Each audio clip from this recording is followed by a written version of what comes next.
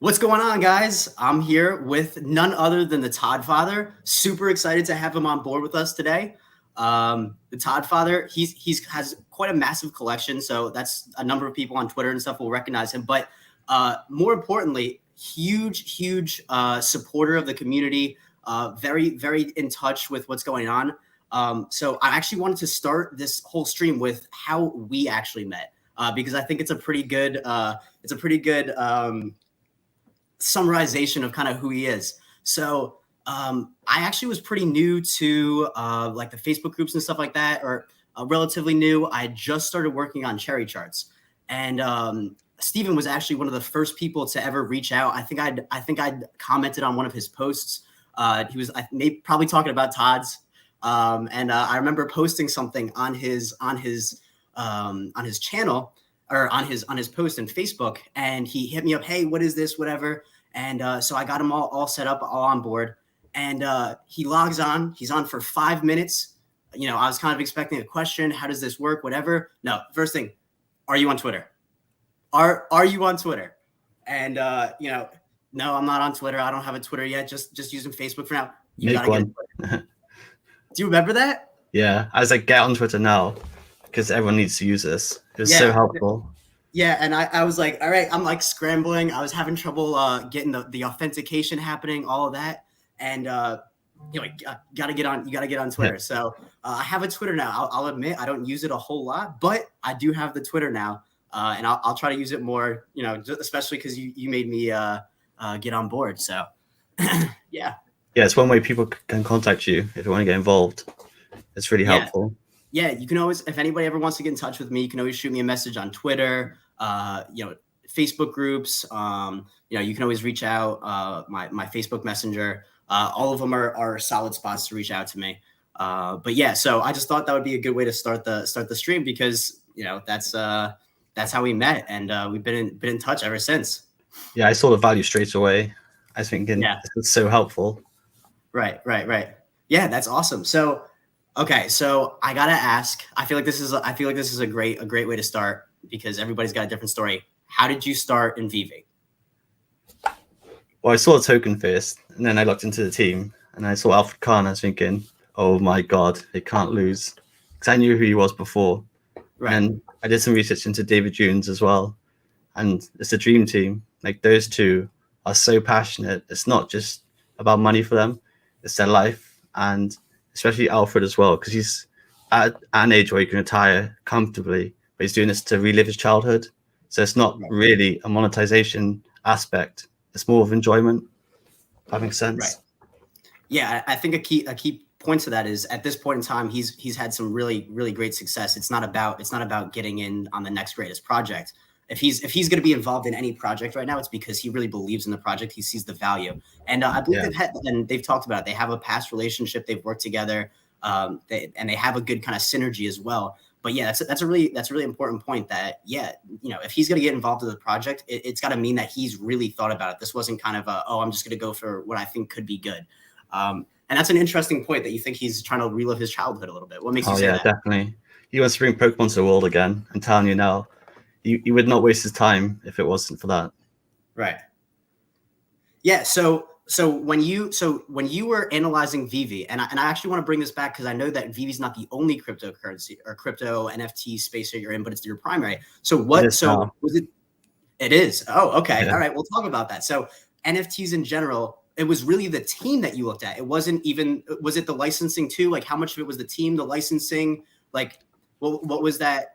Was it really the team that really spoke to you? And that's actually an interesting point that we can touch on. Yeah, because you invest in people, and then everything else is afterwards. And then I saw they had a few pretty good licenses anyway, and that was enough to get going. And just you put it together, like the two biggest Pokemon geeks in the world. You don't need any more licenses; you just need that. Right. Yeah. No, I think that's a really great point. That sometimes you can see a really great product, right? You can see the best licenses in the world, but it takes some really excellent talent, and more than talent, it takes passion, because, you know, with any great project, at the end of the day, there's going to be mistakes. There's going to be issues. The community is going to want something different than you originally thought. And it really takes that kind of ambition to push through all of that in order to remain consistent and actually bring a great intellectual property, no matter how good it is, to value. And I think that's a really, really interesting point that your homework involved a lot of actually the people behind the project. The main security for me is it's not a cash grab. You know, they're so passionate. They want to keep evolving and keep progressing. It's not just make the money fast and ditch the company for as much as they can. So that's what made me go all in, really, pretty much.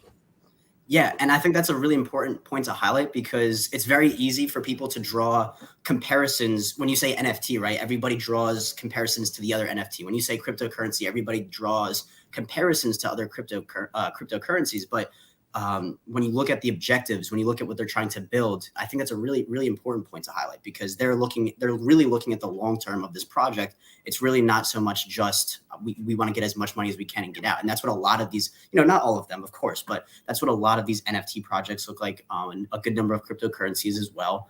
And it kind of highlights this uniqueness, whether it's the best or not, we'll have to see. But, the fact that it's a different approach to NFTs and sustainability, essentially they're betting on NFTs being a long-term investment for people in general. They're not hopping on the 1, 2, 3 year wave. And they've even said when they made this project, the reason that it wasn't that it was on the Go chain and stuff like that was because they weren't focused so much on the NFT aspect. They were more focused on that collectible aspect. Yeah, and the tech wasn't there at the time. It was the best option. Because imagine you had to pay a gas fee every time you wanted to buy an NFT. It'd be ridiculous and stupid. Yeah, I think there would be a lot of complaining if everyone was having to pay. I mean, so with the gas fees too, it's all about volume. So even if you don't get it, you still, or even everyone's trying to compete out for gas fees. I couldn't imagine what gas fees would look like right now with like the movie tickets. If there was a gas fee for the movie tickets, that would have been ridiculous. Yeah, you would have paid $300 and got nothing in return. I think you would have been up to a couple thousand, like tens of thousands of dollars to get that was pretty conservative. That's an interesting point. Yeah, I do think that the reduced risk, the fact that everybody can get involved, nobody feels like they're everyone feels kind of disappointed, right, when you don't get the drop that you're really interested in, or if you just see it as an opportunity to make a quick flip to get something that you are interested in. But yeah, that's a really interesting point. If everybody was having to spend in that gas fee and stuff like that, that would be very unfortunate. I think a lot of people would lose a lot of money. So it's nice that price everyone out. The new users wouldn't do it. Right. No, you're absolutely right. I think that especially with the frequency of drops and stuff like that, once you start introducing gas fees, looking at the marketplace and stuff like that, can get really expensive. And it requires people with a much bigger starting versus, I've had a couple of people out, and family, friends that are at first maybe not too interested in the whole idea of NFTs and VV. And, I talk about it every once in a while, as I'm sure you can imagine. And, they're starting to be a little interested, like, hey, all right, so, I'm looking at these prices. These are huge.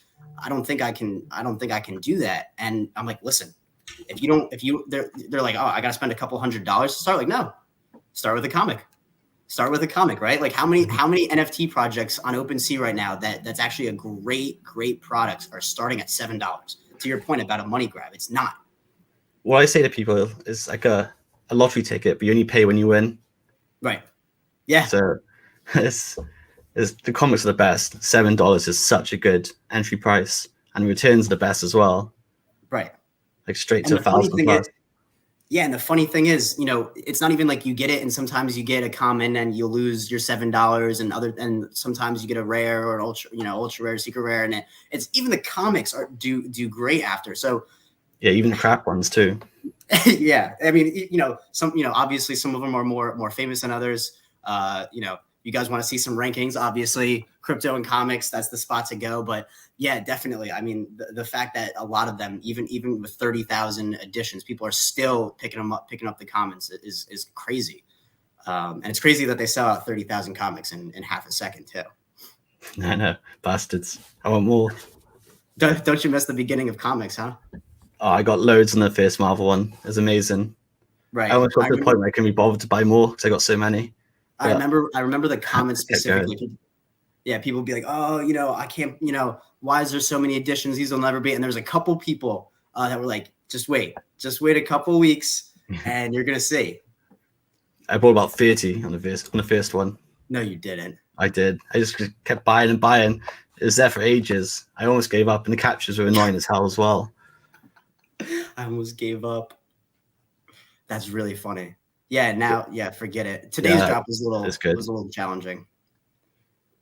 Did you have any trouble today? Today was not my best day. Today was horrible. I got kicked out 3 times. I got one on the rebound 5 minutes later, like after the drop.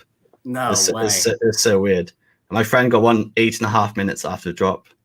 No way. Yeah, honestly, it's nuts. I got logged out. I thought I got it. You know, usually I feel like I have some VV feelings. I can tell when I got it, and I was like, oh, this one's it.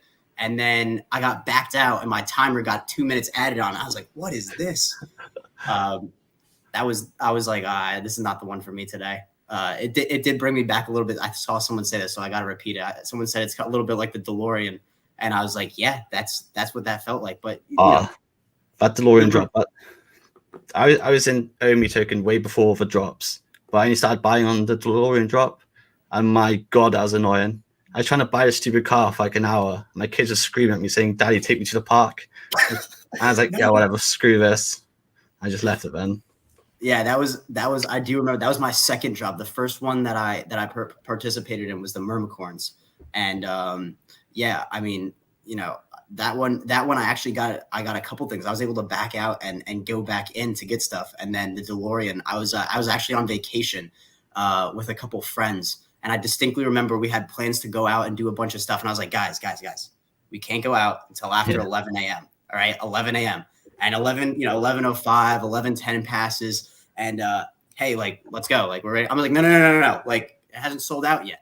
Like, you don't understand. Like, it doesn't say sold out yet, so it means I can still get it. Yeah, your whole day revolves around the drops. You can't go out until it's finished. I know. It's so funny how on drop days, all of a sudden, you know, I find ways to make sure that I'm available. You know, like whatever it is, like you got to do what you got to do. It's your future. You have to. Right. So I mentioned this actually on Voices of Vivi with Wendy, and so shout out to Wendy, Voices of Vivi, absolutely love it. And so I talked about this, but I wanted to hear you talk about this because I saw this, I heard you talk about this once before, and I love this. So tell everyone about the Todd Father. Where did that come from? My plan was to buy 100 Todds because I actually love it. I needed a name as well, so it has like not much sentimental value to me, but it's just the issue with Todd is I don't know how much value people put on VV's first NFT. I think they're overvaluing it. Personally, I think Superman can flip Todd once the Master Collector program comes out. So talk about that. So do you think that people are going to value the benefits of? So do you think Superman's going to flip because of the benefits of the MCP set, or do you think Superman's going to flip? Or because so which one do you think it is more? I think Superman can flip Todd, and I think they'd be equal. Everyone thinks Todd is the holy grail. It's once better options come, people are going to sell their Todds for liquidity. You can already see it now. It dropped to like 1,600. I honestly, it could be wrong. Todd's always going to have value, but I don't see him as like a must have 100 copies anymore. As I evolve and learn more. So we're not looking for 100 Todds anymore. How far along did you get? I sold 20 Todds in the last week. Oh, did you? For more secret rares. Okay. So I play in a short game. When the Master Collector program comes out, I think there'll be massive FOMO. I reckon the Golden Dragon Girl is going to be number one FOMO because there's so many things going for her. Gotcha. And I think she's still undervalued as well. So you think that, well, I can say from looking at statistics that it's the second that MCP got talked about, I saw a big flip, especially in the cherry picks, which we can touch on. But I saw a big flip. So I was seeing day in, day out, comics were going up like huge percentages, 20 to 50%, and collectibles were doing the same thing. And the next day, sure enough, MCP gets released. And all of a sudden, I see the reverse. I see the collectibles really picking up steam, and I think that's a huge contributor to that is really because of the fact that they're not going to count the full set like if you have the full set as a collection, which I understand why they're doing, but I think that people really want to take advantage of getting as many points as they can. Yeah, I brought that up the other day, and to be fair to VV, they replied to me. But it does make sense that they do count it as sets. It gives you more incentive to hold the whole set. So you think that they should make the comic a full set? Yeah, they should, and I think they will one day. Yeah, I think there is a good chance. There are. It's not like it's the only.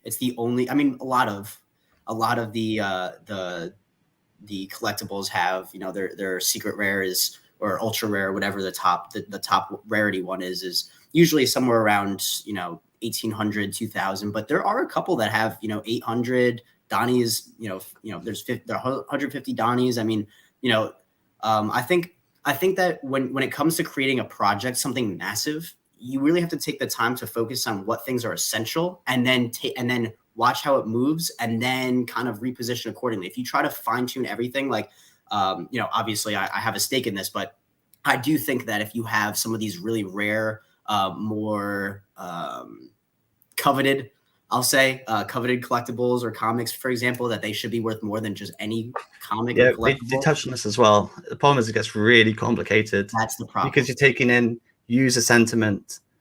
Because to me, it could be worth more than they're giving it. It's really, really complicated to code it in. It's just so much simpler to say secret rares with this, ultra rares with this. Otherwise, it gets so weird. Yes, I think, and that's the thing, is they have so much on their plate in terms of their vision, which is amazing that they have so much vision. They're looking so far ahead. They have so much vision. They have, they're constantly staying on top of any issues in the group, in the app itself. So for them to take the time and the energy and the effort to put all of that into modifying the way that points are counted, it's just, I think that right now it's not where they're going to spend their time, but I can easily see them taking another look at it once, if they ever have a little bit more time on their hands. They seem pretty ambitious, so I don't know if it'll ever happen, but if they do, I think they would maybe reconsider it. Too many promises already. They need to start getting those up first. Right. Which actually brings me to a question. There's a lot of stuff on their timeline, like a lot of stuff on their timeline. So for you, I'm going to ask actually in two, maybe it's the same thing, maybe it's different for you. As a collector and as an investor, maybe they're together, maybe they're separate. Which timeline items are the most important for you and why? The web app is super important. So being able to use VV on your computer. Yeah, because that'll give us more exposure, because people can stream to Twitch, and it's easier to make YouTube videos. It's easier to use the market, easier to use the vault. It opens up so much more opportunities. So the web app is a big one. How about MTL? How about Metaverse? How about MCP? How about any of those things? Or is the web app really the biggest thing for you? The web app's the biggest thing, because once you get that going, everything else, it happens in time. But once you can use the app more efficiently, that's when it's more fun. And when you have fun, you have more engagement. But people can cash out if they want to right now. I think Metal's more important than Immutable and VVverse for now, because having all your liquidity locked up is super annoying in a bull run. Right. No, absolutely. I think they've definitely given the impression. I know MTL has been talked about for a while, but I've definitely gotten the impression over time that that this is a high priority. That looking about somewhere in the next month. But yeah, MTL is definitely really important. I think that that's and you kind of see that when you talk to people that are really interested. Like, wow, they have all of these intellectual property. Like, why is this so great? Is there anything, if somebody asks, like, is there any downside? I mean, I almost feel obligated, and I do feel obligated to say, like, well, if there's a ton of opportunity. It's a great project. The team is phenomenal. But the only thing is, right now, if you invest in it, you cannot get your money out in an official manner. Right. And that does put people off. It's a big aspect. I think that really does. Cause when you look at the project, 8 months ago, if you couldn't get, if you put $1,000 or $5,000 into VV, you could get a lot of stuff, right? You could get a collection. I mean, and now you still can't get your money out, but you're only, depending on what you're looking to get, you could be pretty limited on what you can get. You get one or two collectibles if they're of the more, prestigious type, and you're kind of, you can't do anything with it. Yeah, the big issues is when an unforeseen circumstance comes up. Say you got medical bills to pay, or you get laid off, and there's so many reasons why you need all your money back now. And if you can't do it, it's rough. People have to sell their accounts for half price just to get their money. Right. No, that's a great point, and I think that they recognize that. I do think that MTL too is almost, as I would say, equivalent to Mutable X in terms of being able to get your money out, because from my understanding, and it might be limited, I might be missing someone. Let me know, somebody in the comments, if you disagree with this. But once we're on a Mutable X, that means we're dealing with Ethereum, because we're on layer 2 of Ethereum, which means that you should be able to, with a conversions fee, still be able to get your money out another way. So if either of them have, so MTL is being able to use the bank in order to get your money out. But I'm pretty sure that if once we're on layer 2, everything's in Ethereum, then should be on Ethereum then. Or I guess a cryptocurrency, or a cryptocurrency like a Komi that is supported by that blockchain.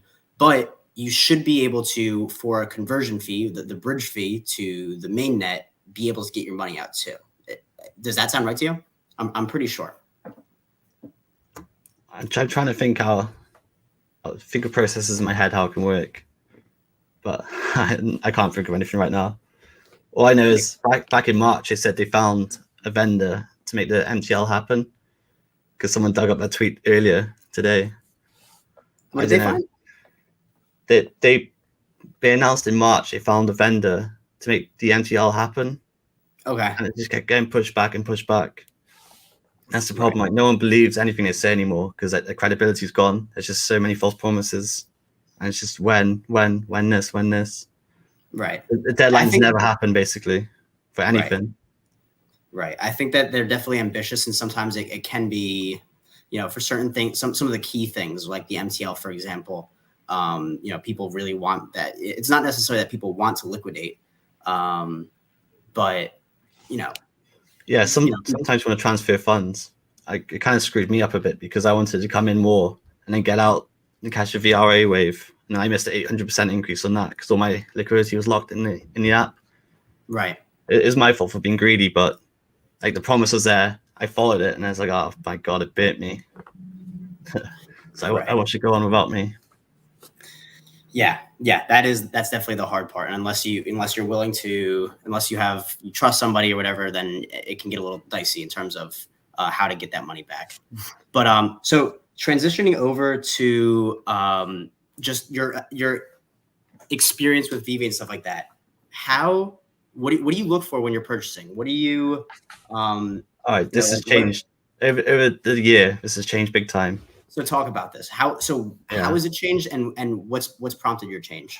All right. So before, I used to buy all the cheap stuff. So I was thinking, this is only $15 or $30. It's got so much more room to grow, and it just stays stagnant the entire year. Mostly the Finns, the Jakes, like the Dick Spring Batmans, and like, hardly any of them are moved. Even like the first appearance of Harley Quinn's, the Joker, all that stuff's like hardly done any returns at all. I thought everyone wanted that. All the collectors wanted that, and literally no one's buying it. So I've had like 100K just stagnant the entire year, doing nothing. So are you holding them still, or are you? Yeah, I'm stuck with them. No one wants to buy them. Selling too much? Nah. Gotcha. So now I'm focusing on like the premium items, the secret rare comic books, the good ones.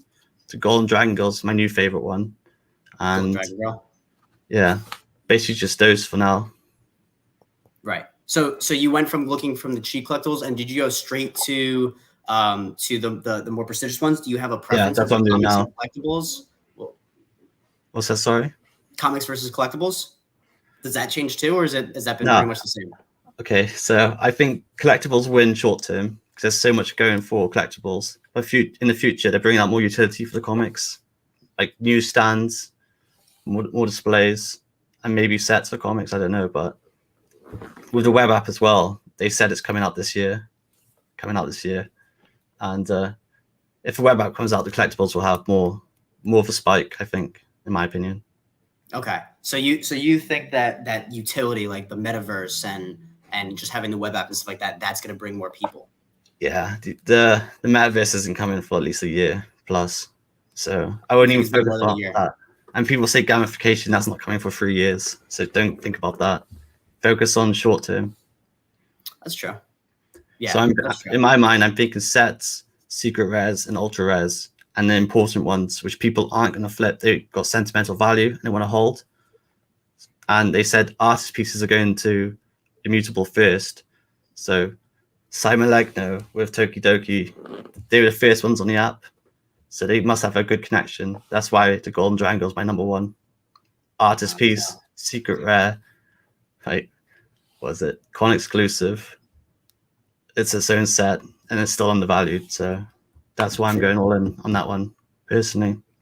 So do you think that first Immutable X, are they also, so I thought they were all transitioning to Immutable X. I thought they were talking about OpenSea, but they're doing it in waves to Immutable X too? Yeah, because you've got licensing issues. So they said the artists, there's less paperwork and less, what was it, democracy or whatever, less hurdle to jump through. So it's easier.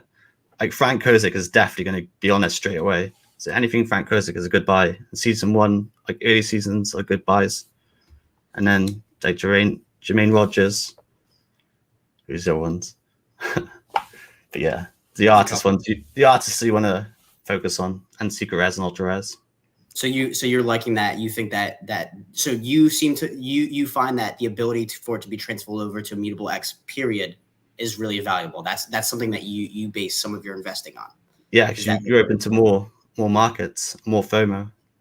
Because the one thing I found is, in your mind, if what everyone wants isn't what people want like the next big thing. So you got to stay liquid and stay ready.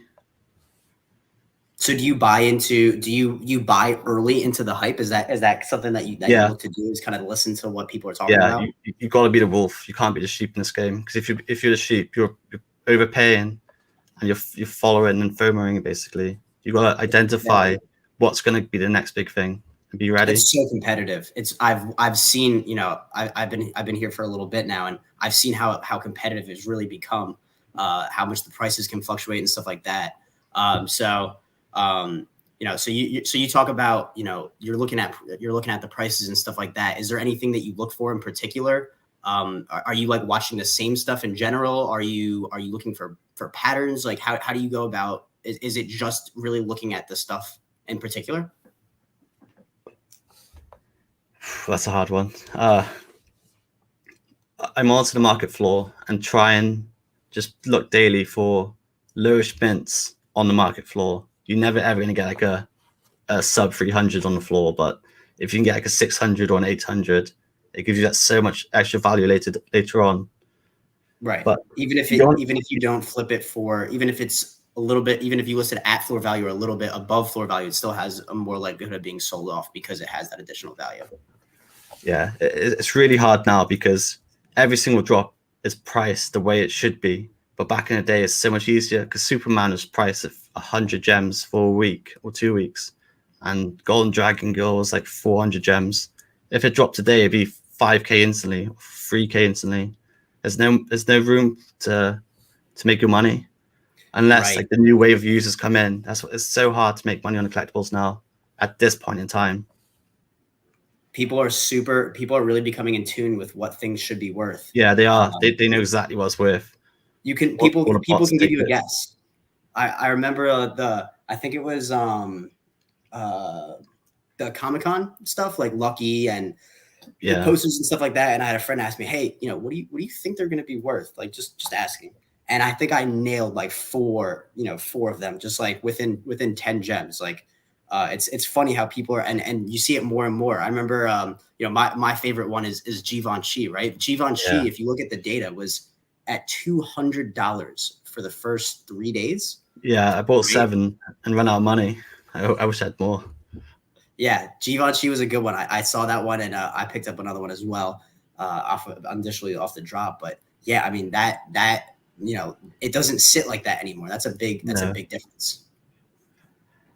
yeah, like people have caught on, and there's more info out there. So you need the next wave of people to come in to raise the floor, and we're just waiting for that now with Immutable and Web App. It's a waiting game. You probably Yeah, got and I think Christmas. it's just it's liquidity too, right? I mean, there's a lot of people that are now willing to put more money into it, but a great way to get more, to have more liquidity, have more money in the app in general is not just the current users, but the additional users that now feel comfortable joining Yeah, the we got a club. big problem with that though, because we got more drops and we have new users coming in. So the inflation isn't working out in hodlers' favor. There's a guy on Twitter called VV or VV Serum who posts market movements, and basically the floor prices are coming down now because there's more drops being introduced and there's members coming in. So everyone's spreading that liquidity across. Right. Yeah, that's a key point. It's something that I talked about a little bit ago. I think this was maybe a little bit before Marvel, where I had a post in my Facebook group about this. The fact that like people are only going to allow themselves to invest so much money into the project before they're like, all right, that's enough for now. And when you have a ton of things that are worth a ton of money, it comes to a point where people can't, people are struggling to invest in those things. And you can only invest so much money before you've kind of saturated your personal allowance for what you're willing to put into the project. And these things aren't cheap. For like a whole month's rent for one ultra rare, it's not for everybody. It's tough work. No, absolutely. Yeah, you have to really believe in the project. And then you got to afford it as well. It's rough. Right. So I have a question for you. So you talk about what you look for from a very analytical, statistical, trend-based viewpoint. I know you got a family, and some of these things are can be something that your kids might be interested in. Do you ever consider stuff like that? Maybe as like a this, when my kids grow up, this is something they're going to love, or, I think my kids are their generation is going to really be involved in this. Do you consider any component of that, both on as a father or from a generational standpoint? Yeah, I did. And it kind of backfired on me Talk because about I bought about 100 of those princesses, and it's only gone down in like 6 months. I was thinking every dad with a kid's going to want one of these for their kids. And it's going to be like people fighting over it, saying, Daddy, I want a princess for Christmas, but there's none in the market. And in my mind, I thought they're going to sell out so quick. And it just right.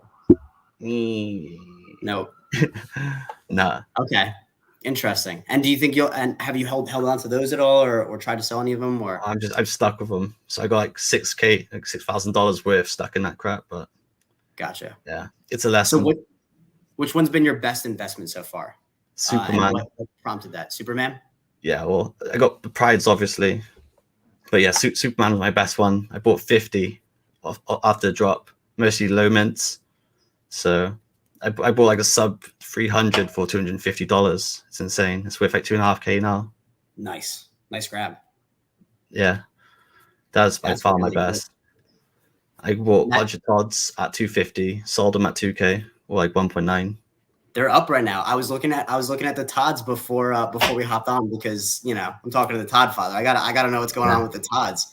They're starting to create a floor on an upper floor now, which is awesome.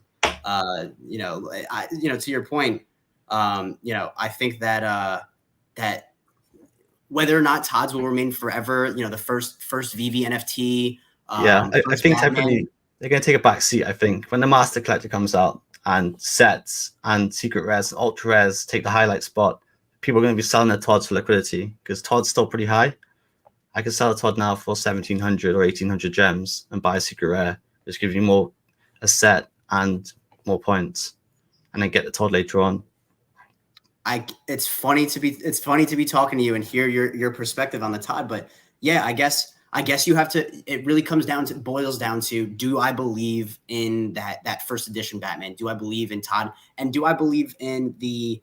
Do you believe in the kind of hype that's been built around Todds? Todds definitely has a ring to it, right? It's definitely. Yeah, that's what's created the artificial price right now. So you think it's artificial? Yeah, he's at the high end right now. Absolutely. But most things are at their high end right now. A lot of things.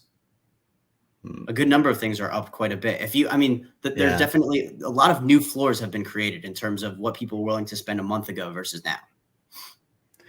Yeah, well, that's when the money was to be made. Buying a month ago, not now. Right. That's the problem. If you're buying now, you'll be lucky to make 50% the next 2 or 3 weeks, unless like some serious drops happen, like Master Collector and all that stuff. So if you had a friend reach out to you right now and said, "Hey, I know you've been talking about VV. You've told me a couple times. I got to get on board. I'm sorry, I haven't done it, but listen, I'm ready now. I want to do it." Would you recommend they hop on right now, or would you be cautious? What would just for the drops? I wouldn't recommend throwing into the market right now because I think we're gonna have massive pullbacks in a week. When DesignerCon comes, people want gems. That's true. Yeah, that's a big trend that we notice is that right before the big drops, we will see that. We have seen it historically, so there's a good chance we'll see it as a trend that there might be a bit of a pullback for that event. And it's important to know which items pull back hardest because those are the ones you don't want to be holding long term. Try and look for the ones that are stable. Like Superman's always around 900, 1K, 1.1. Right. You want to try to sell your lower mints and your lower crap like rares and things for more Superman, more blue chips. They hold the value the better, like best. There's a couple NFTs that definitely, despite what the market's doing, they really stay steady. And actually, I've seen them, like Givenchy is one of those that when you see price dips, maybe it stays the same, but it really doesn't. I've seen some small dips, but it's not usually those big dips that you see right before big events. Yeah, I was surprised how low Pride dipped. To be fair, it's 5K, like sub 5K. Yeah, it did dip quite a bit but I don't see that same level of volatility on a regular basis, and I think that is important to know. Yeah, only on the big events. Right. And you do see it. And then, a lot of times you see it pick right back up though, right after the event, because either people, and I talked about this before, either people got what they wanted and they flip it because they want to get something else and they made the money that they needed, or, people sell their item and then they now have gems. And I think that you made a good point, and something for people to consider is that you don't always need to have 100% of your gems invested in 100% of the projects, right? You can have liquidity, and that can be a good thing because it's better to have that liquidity, go for the drops and do what you want in that time between the next drop than it is to buy into something later. And then as you hear something cool, like the rest of a lot of people in the community do, they sell right before and don't get nearly the value that they should be because they weren't considering what's next. Yeah, so I've started getting my gems last week up until today, and I'll carry on through for next week. And once prices start dropping down 20%, I'll stop then. Because right now we're on a high. You want to be selling now, not competing for floor rates in a week's time. Right. No, that's a really great point. And unfortunately, we don't see it often enough. And I think people are losing a lot of money, and especially with how volatile this is not a $5 to $10 difference on some of these things. These are hundreds, thousands of dollars of difference. Yeah, it's massive. And I think the big thing of that, and a big thing is that people don't realize it, right? It's easy to, when there was 40 comics and collectibles, I was having trouble keeping track of everything at first, but now there's hundreds of comics and collectibles in the marketplace. So I think that it's not necessarily that people are like, I'm just going to do it anyway. People have something they know is worth a decent amount of money. They know, this is worth about 250 gems. I want to get the crocodile. I think that's cool. I just watched Loki, and they sell it without knowing that 1 week ago it was actually worth $600 or $700. And the recent price in the last 2 or 3 days is really just because of that fact.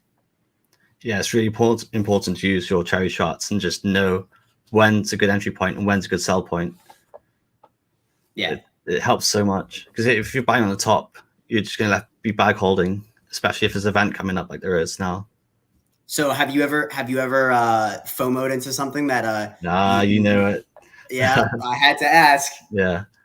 Well, I thought I knew everything, and everything was just going crazy before the last event. And like a retard I am, I FOMO'd into Bardas and Starfire on the all-time high because I didn't look at the bloody charts, and I should have. So I was buying all these Starfires and Bardas for like 2,500, thinking, oh yeah, there's only 2 more for the floor to go to 4K. And the event come out, and they just tanked like 1,600. So I'm now bag holding 50K worth of Bardas, Starfires, and Nightwings. But it's a lesson. Man. Do you remember? So do you remember what I can take? We could take a look at this if you'd be down to. Are you down for this? Go for it. All right, I'm gonna see if I can share screen. Yeah, have a look at the Barda chart, man. It's nuts. It went down so low. All right, let's take a look here. So I'm interested to see. You said that you bought. Yeah, Bard and Starfire. Go to those 2. Bard, Starfire, and you bought it on. There at the peak. No, you didn't. The 27th. Yeah, it's like 24, 27. I had like 5 before, and I bought another 10 up there. Oh no. Okay, so it looks like it's done a little bit not so great today. Yeah, I'm bag holding because I didn't look at the bloody charts. Oh no, so you bought like 26. Yeah, you said 2,500 for Starfire. So you bought on the peak. Yeah, exactly on the peak. Yeah, because everything was going nuts, and there's 2 left for like a 4K floor. So I was thinking, all right, this is a set, only 1K, and now I'm bag holding because I didn't see how much it had done previously in the last like 2 weeks.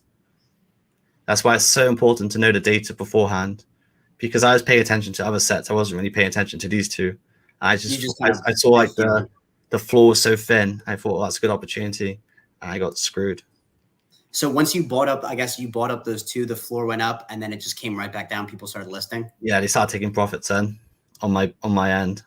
So you gave everybody their opportunity to cash out. Yeah, exactly. They used me. So I'm very interested, especially as someone that has quite a large profile or collection rather. How do you go about using analytics in collection with what we talked about earlier? How you're focused on the big things. How are you going about what take me through the process of how you're doing your research to figure out if you want to get into it? Do you have a system, or is it kind of depends on the item? What is it? All right, for me personally, I spend so much time in the market focusing on the items I want. I know everything about them, but for a new user, this is super important because they don't know the past experiences, their past prices, what the tips are, the floor is, what the roof is. For me, it's fine, but for someone else who isn't so versed in VV, it's a godsend to know this information. So you're really just taking a look, like, am I at a low? Like, for example, like we're looking here today, like, you know, if this is, and I'm not saying it is or isn't, but if this has become kind of the floor for Big Barda, for example, you're taking a look here and you're going, well, now might be a better time to buy that Big Barda. And I think it's one thing that I find really, really unique is that for an audience that doesn't, you know, a lot of people aren't looking at historical data. It's really interesting to see that people have created artificial floors in their heads, right? Like you actually see, and this is actually not the best example of this. You actually do see people create trends of floors and ceilings. People like ceilings are tested, floors are tested on a regular basis. And it's so surprising to me that people don't have more historical data because it happens frequently. Buying at the floor, it's not like that most times the floor doesn't get broken through. And I really find that to be interesting why that happens. You know, it's a lot easier. There's just not enough money. There's too many drops. Like all the money's just spread out. And I just wanted to pull this up. Take a look at Todd, right? Let's see how Todd is doing. Yeah, so it looks like Todd is, you know, for the last it has been about a month though that it has kind of leveled out at this price. It was down here for September 16th, you know, a good number of months. But it looks like it has evened out up here. So I guess we'll have to see. It's not one of the it doesn't look like it's one of the climbers. It doesn't look like it was impacted too heavily by the most recent Comic-Con. Yeah, well, in my mind, if the Master Collector program comes out and it's saying sets and secret rares are the best thing to have, I'm selling my togs. It's still at the high, still at the peak. Right. So I'm getting all those gems, all that liquidity for like the valuable stuff.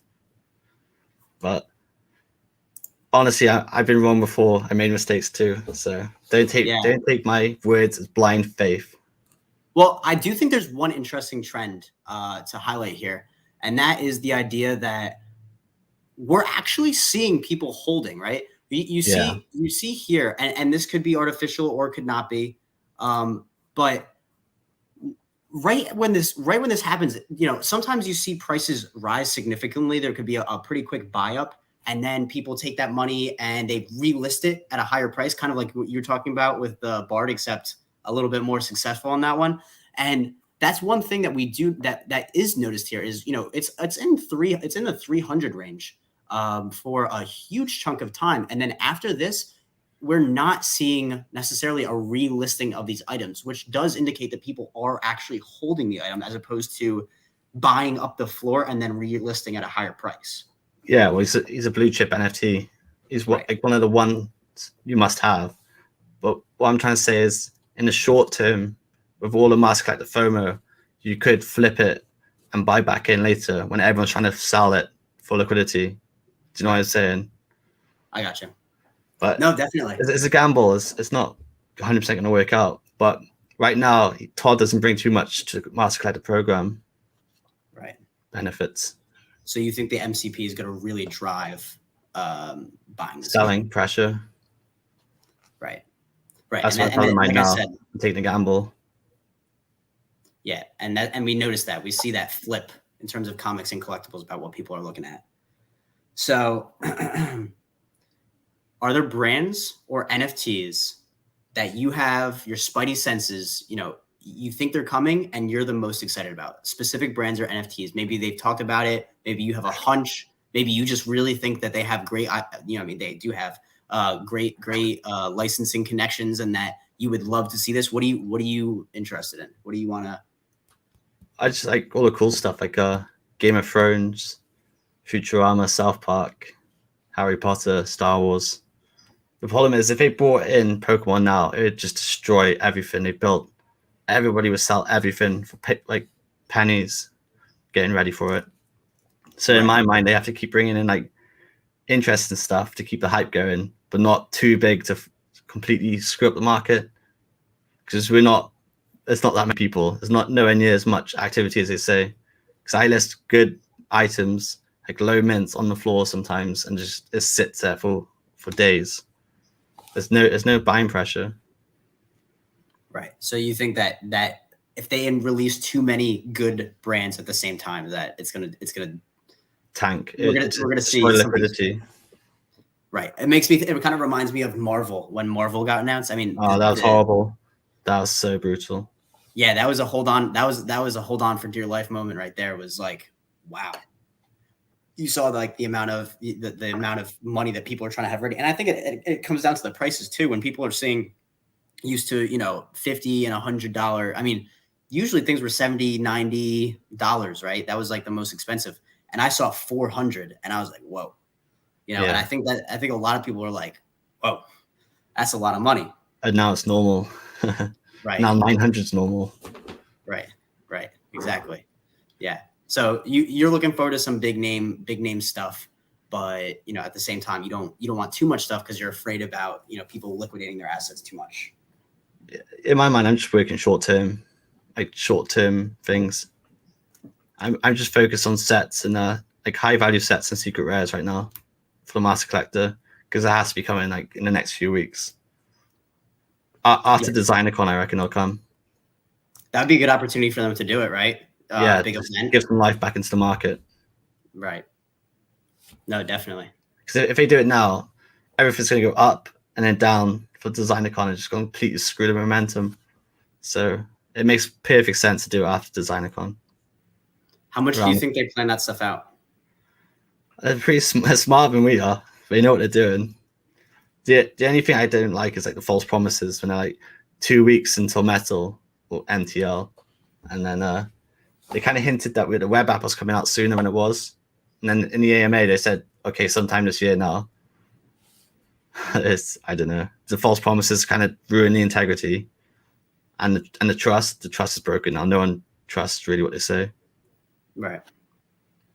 So do you think it's like a strategy to keep people, putting in their money? Do you think it's that, they hit hiccups? Nah.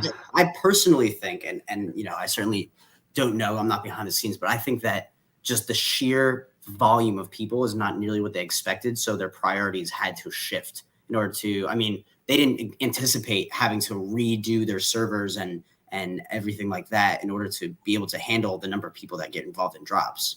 Yeah, this stuff is complicated as hell. It's uncharted territory as well. They can't really ask someone who's done it before because they're the ones paving the way. They're like, oh yeah, how do you build your metaverse? Because we want to do it too. Right. They seem to have a pretty good idea of what they want to do. They seem very confident in what they're building, which is, comforting. Yeah, and then they get excited and give you like, oh, we're getting this now in 2 weeks, and then a massive hiccup comes up. In software developing, it always happens. You always get pushbacks and delays. Right. What they should do is just say, we'll work on it and I'll update you when I'm ready. Not, all right, it's coming in 2 weeks and it's not coming in 2 weeks. And everyone's like, screw you. At least you are. You're like, man, I was looking forward to that. Yeah, because I based my plans around it. When they said the web app was coming out soon, I bought like 250 Cthulhu dolls, idols. So I'm still bag holding those bastards as well. Wow. Okay. Salty on that. And yeah. So you use news as a big driving factor in your investment strategy. Yeah, because that's what people are going to be buying for, and then adjust the plans as we go. Right. Because in my mind, the Cthulhu idols would look really cool as ornament pieces in the web app, but it's just taking longer to get value than I anticipated. So I got like 20K just in like bronze idols alone. Wow. Yeah, it's nuts. That's a lot. So bronze specifically? It's the cheapest one. It's like 80 at the time. Okay, so you went for it you wanted to go for the number. I bought them all. Go ahead. So when you're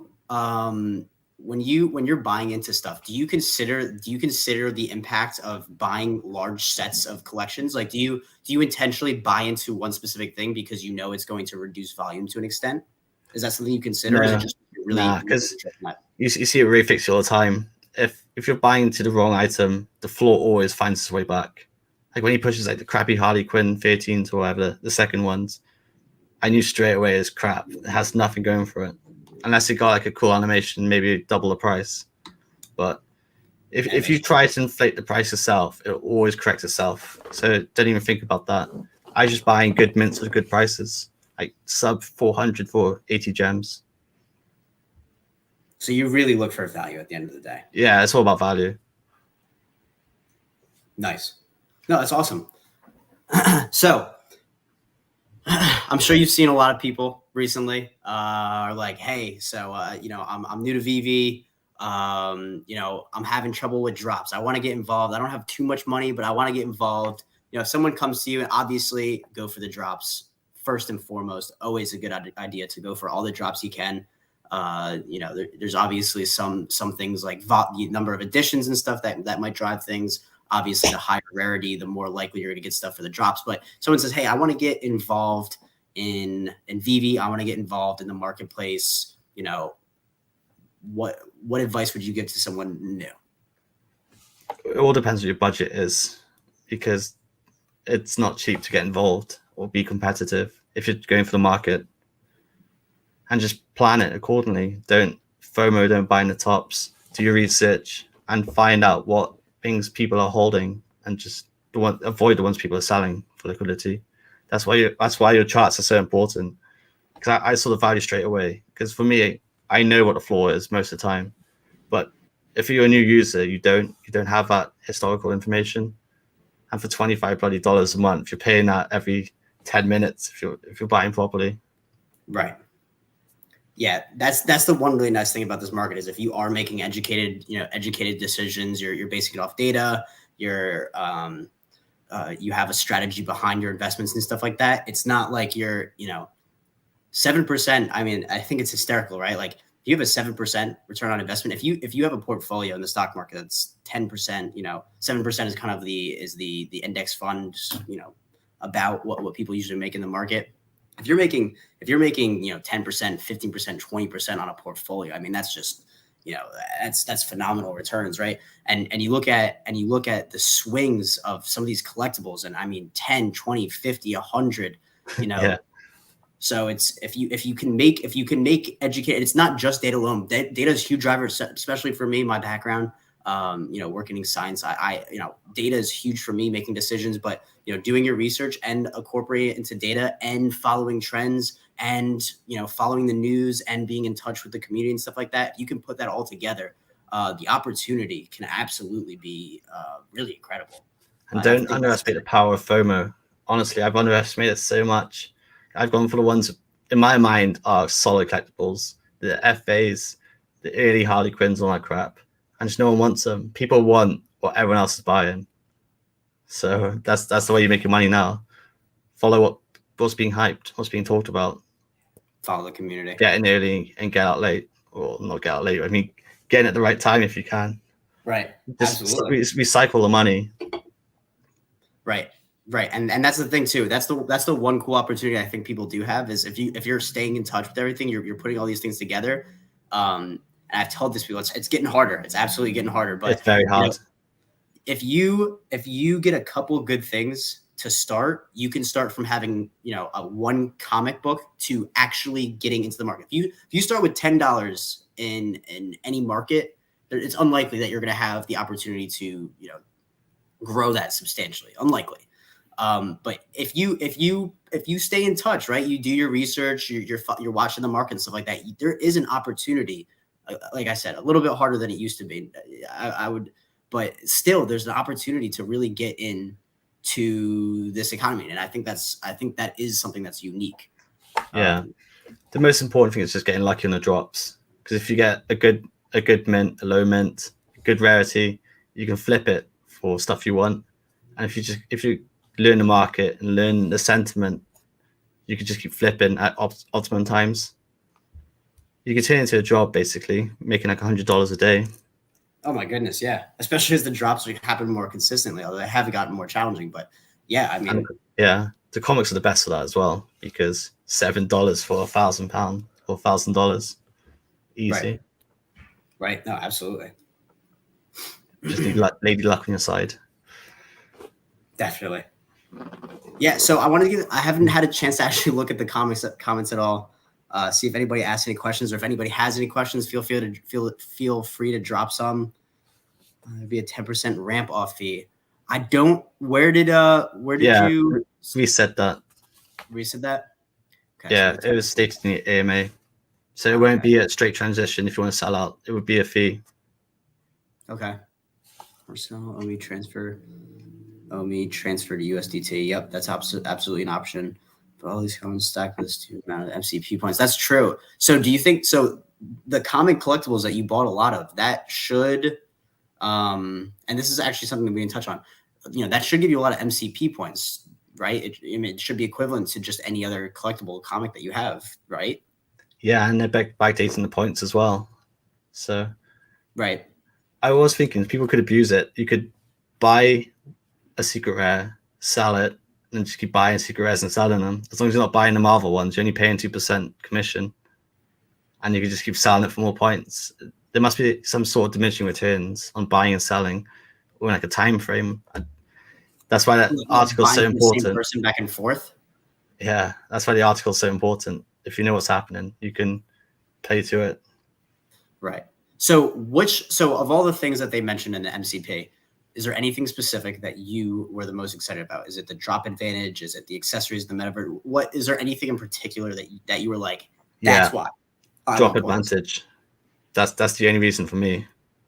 Because if I can accumulate points and guarantee like a secret rare Charizard or something, that's a $1 million item. There. So I'm saving all my points for Star Wars and Pokemon. Star Wars and Pokemon? Yeah. I think it's an interesting system they have. The fact that you have to like basically put up a gas fee, right? You have to put up a gas fee, and then if you are in the upper, it's a blind bid. Right. And I think that's really interesting, right? Because my question is, will they publish what people bet? right? No. So if you don't think they ever It'd will, be a blind bid. Otherwise, you can go one over.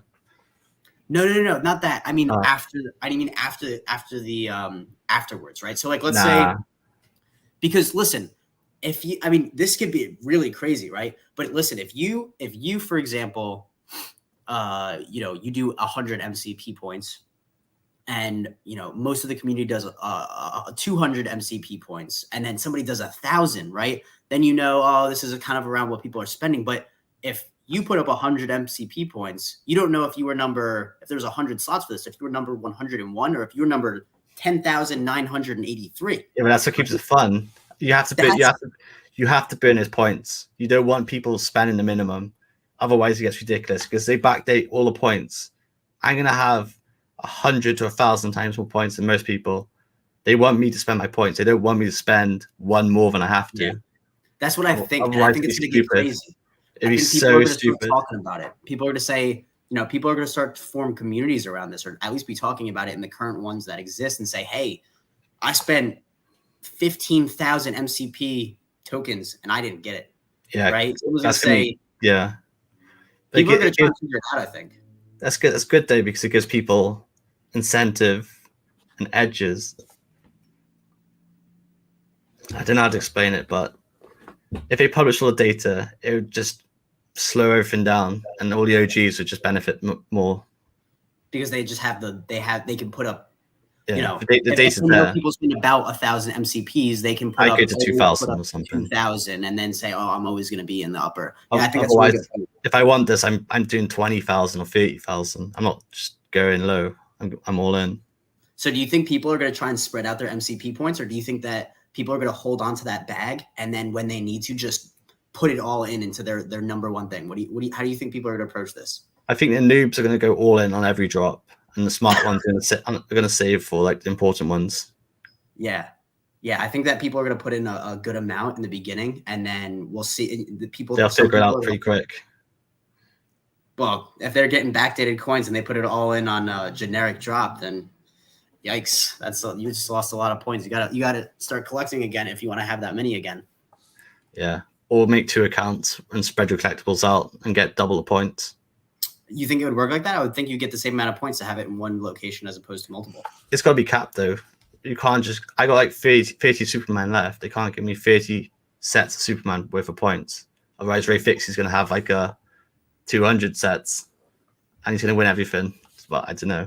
It has to be capped to like 5 max per set. And if I got 10 sets, I spread 5 between me and my girlfriend.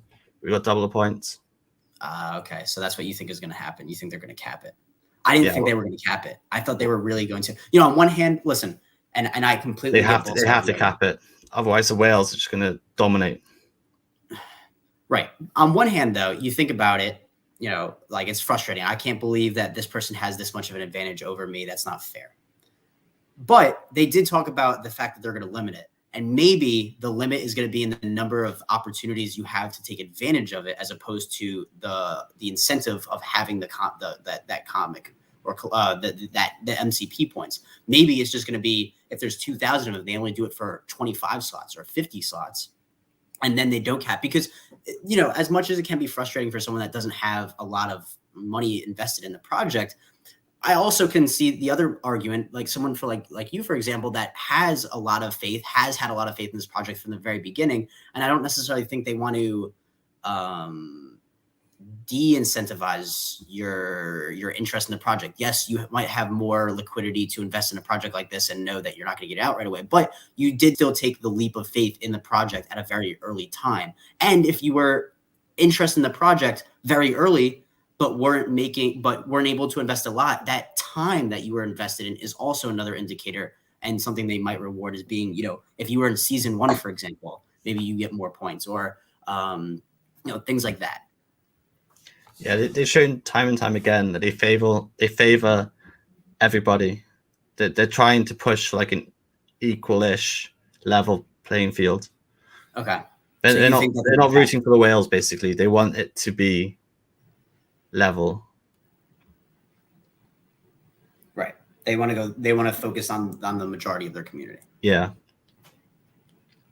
Which I think is a good thing. No, Otherwise, absolutely. you should have picked everyone off. Otherwise, it can get dangerous. It can get really dangerous if the whales are heavily favored, because then everybody feels like they're getting gypped, right? outcast. Yeah, it's like, this isn't fair. What the hell? It feels like it's stacked against them, and that's, a way to lose community. Community is huge in a project, and I think that's one thing that as a group we have a ton of community in general. Well, they don't have to pay for advertising because we do it all for them. Right. Yeah, that's what you want. Right. No, I mean, Vaultaholics on Voices of VV, that was a phenomenal. If anybody hasn't checked that out, but I mean, like, the things that they create and they just do it because they love it.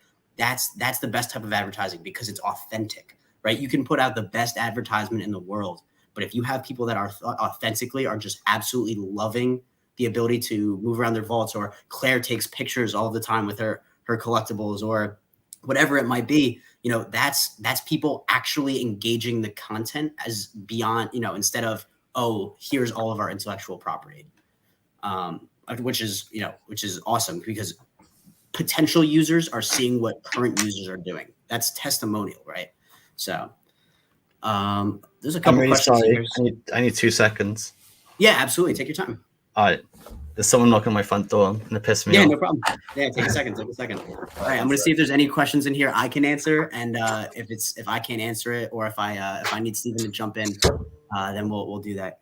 What's the best way to see where the market is moving? That's a great question. I think that Steven can absolutely add to this conversation. And at the end of the day, I think that's historical data. When you're looking to see, I mean, it's a combination of things, right? I mean, if you have, for example, we talked about it a little bit in this live stream. If you've been here for the whole thing, you see trends, right? You see how big events are impact communities, how certain news like the MCP and how collectibles are valued is how that impacts. So news is always going to be insightful also, but when news isn't a major player, and it's usually pretty significant news that drives prices, the next best thing is historical data. There's going to be floors that are established. There's going to be ceilings that are established. And the really interesting thing is that you're going to see these floors and ceilings are in, a $10 difference over the course of a week or 2 weeks or a month. These are $400 and $500 floors and ceilings that can happen over the course of a couple of days. I mean, we were looking at Todd earlier, and I can see it right now. You guys can't right now, but we're looking at a floor and ceiling of 1,900 to 1,500 that bounces back and forth from September 25th to October 26th, right? That's a $300 movement between time. So these floors happen quickly. They happen in days or 2 days. And so when you can see what's going on, when you can see what's happened in the past, when you can start to anticipate, it's not, data is never always going to be perfect, but when the more data you have, the more trends you can see, the more informed decision you can make moving forward, pairing it with pace, like Steven said, paying attention to community sentiment, paying attention to the news, understanding, taking a look at in significant dates in the past, like looking at the Comic-Con drops, looking at when AMAs happen, and pairing them up on the graphs and seeing how that's impacted them in the past, and that'll help you to make more informed decisions in the future. So I just I'm going to highlight that one. I didn't highlight it. No problem at all. I was asking. It was a bit of an analytics question. I put it down below. I talked about it for 5 minutes and didn't put it up. So if anybody was curious which one I was answering. But what's the best way to see the market is moving? I essentially talked about, using news, using historical events, trends, and then pairing that with data. Would you add anything else to that? I'm so sorry. I was spaced out for a second. No problem. How the best way to see where the market is moving?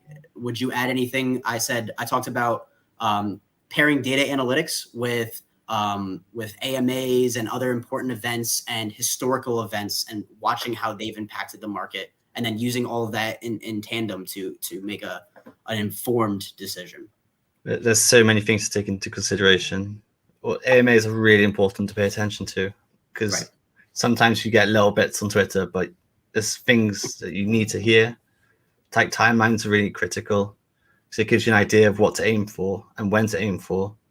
And if it's one thing being pumped, it's just someone sweeping the floor. But if the whole market's moving up, it means there's more money coming in and the market's going in the right direction. It just comes with time and understanding what's happening. The main thing is never FOMO.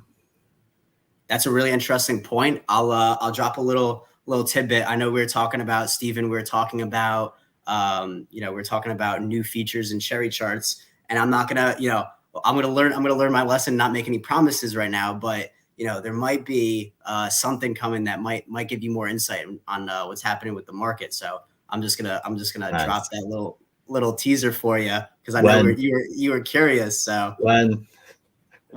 Yeah. Soon. I'm not giving a date. Soon.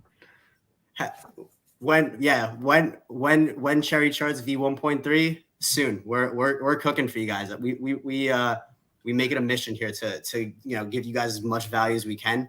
And I think it's hysterical that you had no idea that might be something we're working on. So you have to stay tuned for that. We'll have some news coming out. But I think I might as well drop a little tidbit on that, because you have to say May. Yeah, May. Yeah. Next day in May, I'll go on and all right.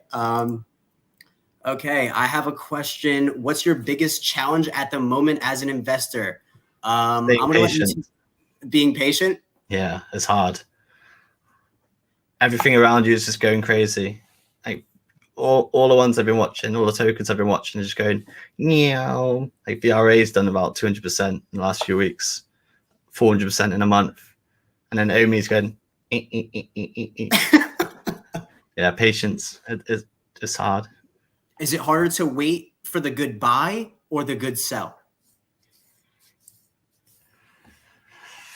Ooh. I don't sell too often. Only when I know that there's a big event coming up, because that's when the market dumps.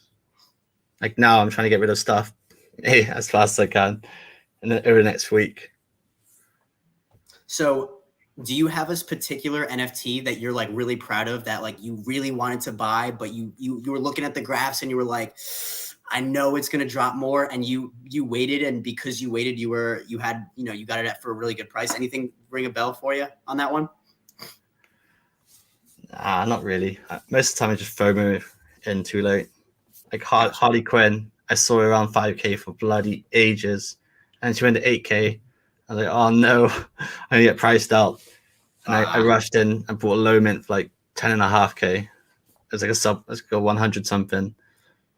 And it's Rissa and Harley Quinn. It went up 2 times in the whole year. The Batman Black and White, apart from Todd, have been absolutely dreadful investments for me. So being patient and just taking a look at the graph, not buying at the peaks, is really your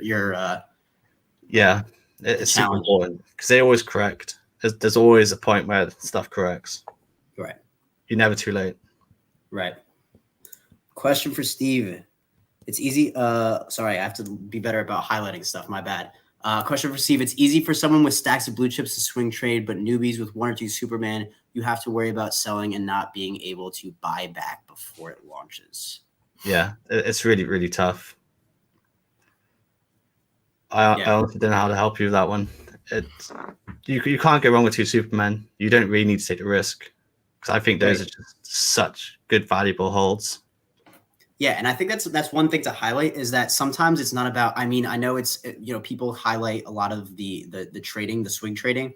A lot, if you believe in the investment you're making, you don't always, flipping is not, you don't always have to flip in order to be profitable in some way, shape, or form. If you have visions, if you have a vision for a project, there's a lot of opportunity.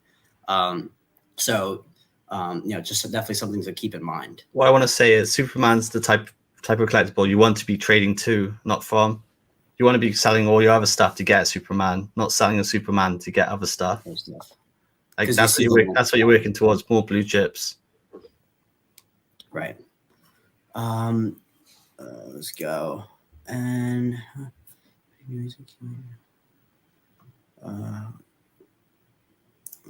I'll let you take this one. Starting with 150. Yeah, I have no patience for it.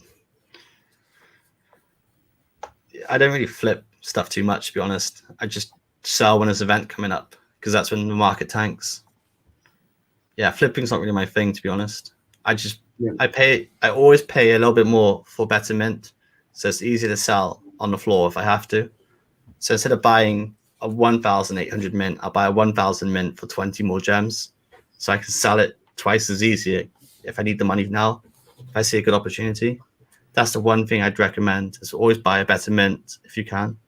Yeah, I think that's a huge thing that's benefit me. And it really depends on what your time frame is for selling, right? Because if you spend an extra 20 gems for something, that means that either you're gonna sell if you're listing at floor, you want to liquidate, you can sell it faster than whatever else is on the floor. But the other unique thing is if you have time, you can list it for a higher price. It increases value so much faster too.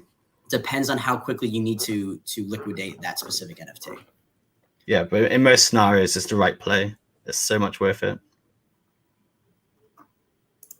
Top 3 comic books in terms of value.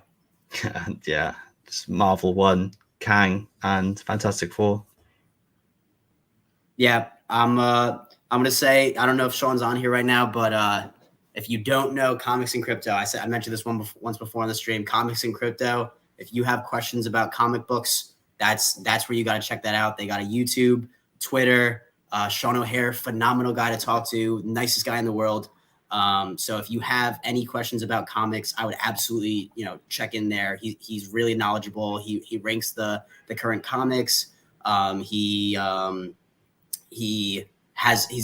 creating content to explain why certain comics are worth more than others. And that's really important at the end of the day. It's not always just about having somebody tell you it, but it's understanding it yourself. So that way you can use that knowledge in tandem with any other knowledge you have to make your own decisions, conclusions, etc. So big shout out to Sean, as always. The comic way is also a good source of value if you compare the two, because it helps give you a better opinion, and more information is always better. So those two hand in hand help me so much, my decisions.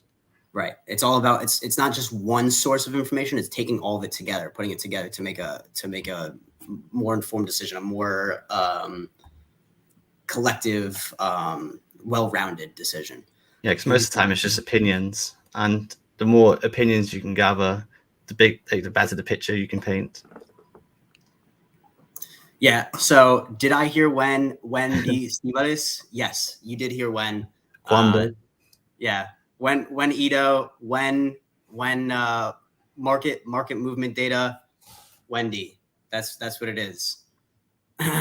So thank you so much for taking the time to hop on this with me. This has been an absolute pleasure. I wish we should have done this sooner. We could do a recap soon in like a month. We have to. Yeah, we have to do a recap soon.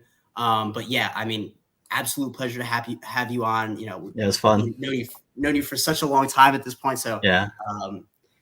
So I don't know if you have any last remarks, but otherwise we'll wrap this up now. Patience is coming. Patience. Soon. All right. Those are the wise words from the Todd Father. So hope everyone has a good rest of their day, and you'll see me soon. All right. Bye-bye.